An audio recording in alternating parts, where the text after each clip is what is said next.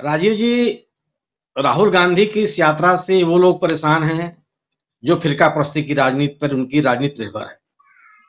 वह परेशान है जिनको लोकतांत्रिक मूल्यों में कोई आस्था नहीं है। वो लोग परेशान हैं जो राज्यों को कोई अधिकार नहीं देना चाहते। वो लोग परेशान हैं जिनको देश के नागरिकों को जो संवैधानिक अधिकार प्राप्त है उसमें उनकी कोई रुचि नहीं। वो लोग परेशान हैं जो देश के नागरिकों को नागरिक नहीं भक्त बनाना चाहते। वो लोग परेशान हैं जो इस देश की आर्थिक व्यवस्था से जिनका कोई लेना लाना नहीं। अरविंद केजरीवाल की बात, अरविंद केजरीवाल ने जिस तरीके से कल ये बात कही, ये इसमें कोई भी अनपेक्षित नहीं है। अरविंद केजरीवाल वही राजनीति कर रहे हैं जो भारतीय जनता पार्टी कर रही है। मैं शुरू से कहता कि अरविंद केजरीवाल विपक्ष की वह पार्टी है जिनको भारतीय जनता पार्टी पुष्पित और पलवित कर रही है और विपक्ष के रूप में स्थापित करने की कोशिश कर रही है। इस बात की कोशिश कर रही है कि अगर ही गुजरात में अगर कोई एंटी इनकम्बेंसी माहौल बनता है तो वह कांग्रेस और आम आदमी पार्टी में उसका बीच का उसका बंटवारा हो जाए। कल जिस तरीके से उन्होंने बात की कि शिक्षा, स्वास्थ्य, इसकी बात होनी चाहिए, राष्ट्रीय विपक्षी एकता की बात नहीं होनी चाहिए। सवाल यह है कि लोगों को संवैधानिक अधिकारों के प्रति जागरूक करना शिक्षा नहीं है। लोगों को यह बताना कि संवैधानिक ढांचा जो हमारे देश का है वो चरमरा रहा है, यह शिक्षा नहीं है। लोगों को यह बताना कि समाज को फिरका परस्ती की ओर ढकेला जा रहा है, यह शिक्षा नहीं है। क्या इस बात की आवश्यकता नहीं है? लोगों को यह बताना कि आपके लोकतांत्रिक मूल्य छीने जा रहे हैं और आपको इसके खिलाफ डट के खड़ा होना होगा, क्या यह शिक्षा नहीं है? यह शिक्षा का अंग नहीं है। शिक्षा का अंग केवल अल्फाबेट पढ़ाना है, क से कबूतर पढ़ाना, यह शिक्षा है। और अगर आप स्वास्थ्य की बात कर रहे हैं तो क्या देश के लोगों को यह बताना जरूरी नहीं है कि जिस तरीके से पूरे स्वास्थ्य व्यवस्था का निजीकरण होता चला जा रहा है, किस तरीके से इसमें इसकी व्यावसायिकता बढ़ती जा रही है, इसके प्रति लोगों को सतर्क करना यह शिक्षा का अंग नहीं है? क्या स्वास्थ्य व्यवस्था निजी हाथों में दे दी जाएगी? क्या निजीकरण के खिलाफ कभी अरविंद केजरीवाल खड़े हुए? क्या उस किसी भी मुद्दे पर खड़े हुए जो इस देश के लोकतांत्रिक मूल्यों के ऊपर एक प्रहार था या है? सवाल है ना कि आप अरविंद केजरीवाल से आप उम्मीदें नहीं कर सकते।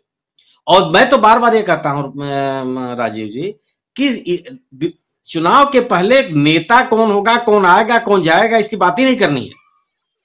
जो जहां है वह अभी भारतीय जनता पार्टी से चुनाव लड़े, मजबूती से चुनाव लड़े। चुनाव के बाद तय हो जाएगा कि इस देश का प्रधानमंत्री कौन होगा या जो सांसद चुन के आएंगे उनका नेता कौन होगा। अब कोई विचारधारा की बात नहीं है। क्या वामपंथी लोग जनसंघ के साथ सत्ता में भागीदार नहीं रहे हैं? क्या समाजवादी लोग जनसंघ के साथ सत्ता में भागीदार नहीं रहे हैं?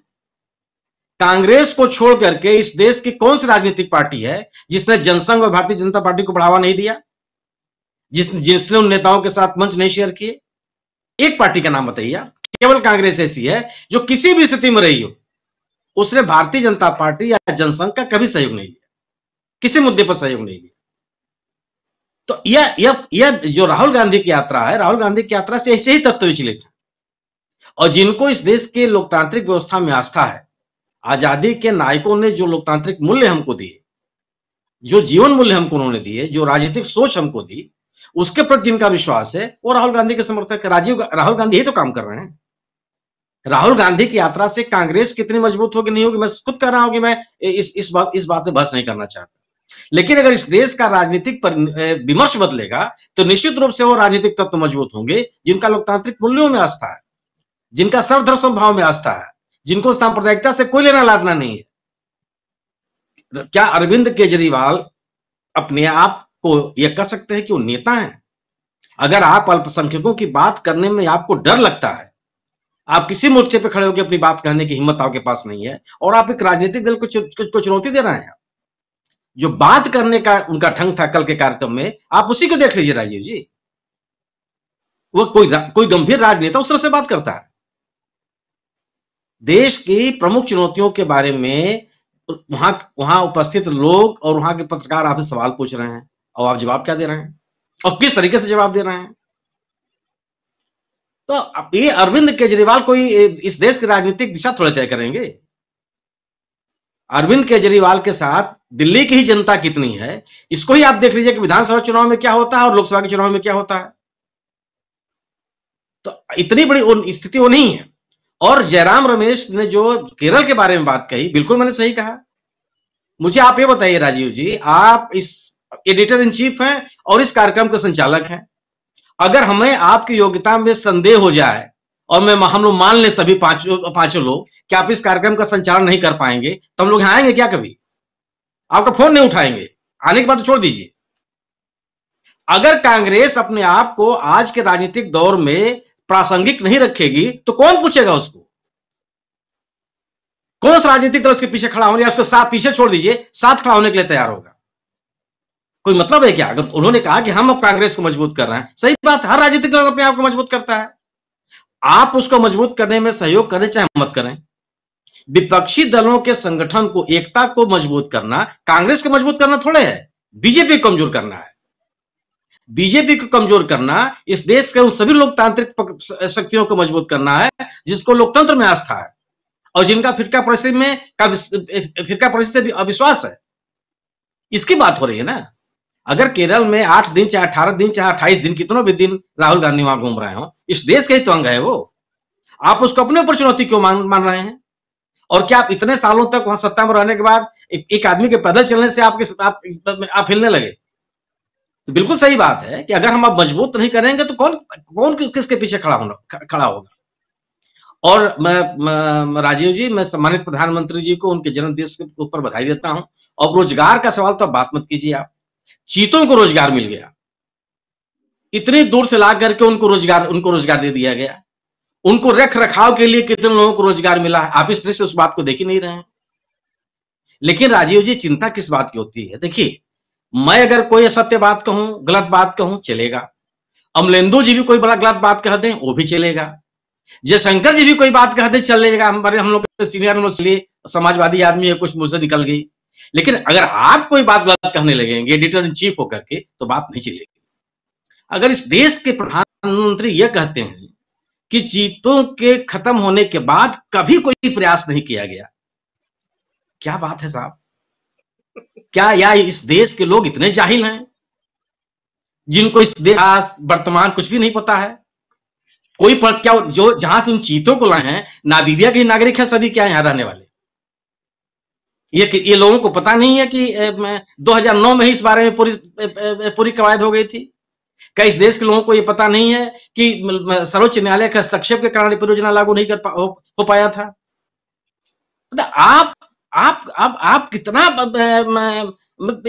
इस स्तर से अगर असत्य बातें, गलत बयानी की जाएगी तो क्या मतलब है? कहां ले जा रहे हैं आप देश को? यह कहा जाता है कि फला व्यक्ति ने बात कही है, उस पर विश्वास की कोई वजह नहीं है। लेकिन तथ्यों को इनकार कर देना, वो भी ऐसे कोई पौराणिक तथ्य नहीं है जिसे बहस हो सकती है कि साहब ये सत्य है, काल्पनिक है, आप मानिए मत मानिए। ये तो दस्तावेजी तथ्य हैं, आजाद हिंदुस्तान के तथ्य हैं, आज से 2009 की ये घटनाएं हैं। और दूसरी चीज, अगर मान लिया कि किसी सरकार ने नहीं किया तो आप तो 2014 सत्ता में हैं, 8 साल क्यों लग गए? आपसे सवाल नहीं पूछा जाना चाहिए? अगर 75 साल में क्या वो सम्मानित श्रद्धेय अटल बिहारी वाजपेयी की सरकार इसमें शामिल नहीं है? उसने क्या किया? क्या जिस समय अटल बिहारी वाजपेयी की सरकार थी उस समय आज के माननीय प्रधानमंत्री जी भारतीय जनता पार्टी में कुछ नहीं थे? पार्टी ने पहल क्यों नहीं कि साहब चीता लुप्त हो गए हैं, इनको जागृत करना बहुत जरूरी है। बाकी जातियां लुप्त हो जाए कोई मतलब नहीं, परंपराएं खत्म हो जाए कोई मतलब नहीं, संवैधानिक संस्थाएं खत्म हो जाए कोई मतलब नहीं। ठीक है, हम जीवों के प्रति एक दया के भाव, उनको पुष्पित तलवित करने के भाव हमारे संस्कार सिखाते हैं। हम लोग में कहा जाता था कि जो पहली रोटी बनेगी, हमने अपनी माँ से सीखा है कि वो गाय को दी जाएगी। हमने ये सीखा कौओं को दी जाएगी, बिल्ली को दी जाएगी। 5 रोटियां बनती थी, चींटी को दी जाएगी। हम उस परंपरा के लोग हैं। लेकिन मान लिया कि चीते खत्म हो गए 1952 में, तो भाई आप उसके बाद भी तो रहे हैं ना, आपके पार्टी के लोग रहे हैं। और चलिए ठीक है, उस राज्य में जहां से यहां पहुंचा, उस राज्य में तो आप पिछले कई सालों सरकार में, उस राज्य सरकार ने क्या किया? तो ये बहुत उचित, यह केवल यही है, यह केवल जो राहुल गांधी की यात्रा से जो एक राजनीतिक परिवेश बन रहा है इस देश में, उस माहौल, उससे लोगों का ध्यान हटाने की सभी कोशिश है। चीता, बाघ, भालू, अब क्या चलेगा? टी शर्ट चल नहीं पाया, वो कंटेनर का 5 स्टार मामला चल नहीं पाया, वो क्या नाम है, किसी पादरी से वो मिल लिए थे, वो मामला चल नहीं पाया। वो कल एक कहानी शुरू हुई कि चंदे के नाम पर वहां के सब्जी विक्रेताओं से मारपीट हुई, वो चल नहीं पाया। तो अब चलेगा क्या? अब कुछ और चलिए, कुछ जंतु विज्ञान, जंगल की व्यवस्था की जाए, बात की जाए।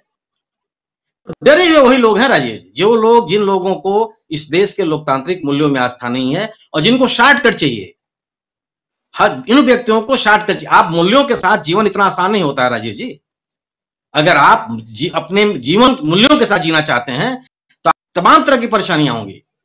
गांधी बनना पड़ता है, कोट टाई सूट करके लंगोटी धारण करनी पड़ती है, और एक ही धोती पहननी पड़ती है, और एक ही धोती लपेटनी पड़ती है।